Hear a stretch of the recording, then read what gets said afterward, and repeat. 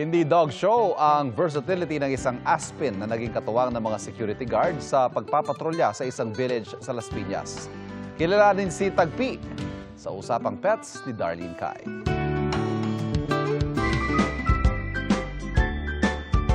Meet Tagpi, isang male aspin na volunteer dog.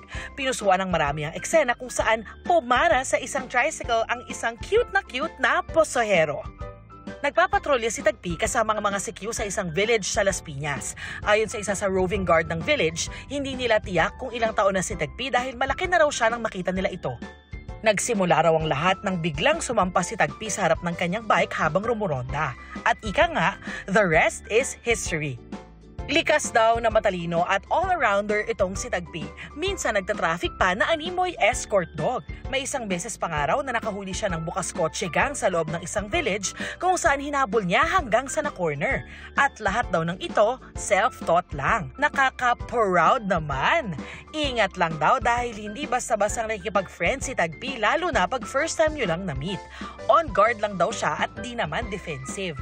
Pero kapag nakapalagayan mo na ng loob, walang kahirap-hirap kasama. And when it's time to eat, si Tagpi nakaupo lang sa isang tabi. Behave yan? Si Tagpi, isang roving walking testimony ng kanilang pagiging man's best friend. Para sa GMA Integrated News, Darlene Kai, Nakatutok, 24 Oras.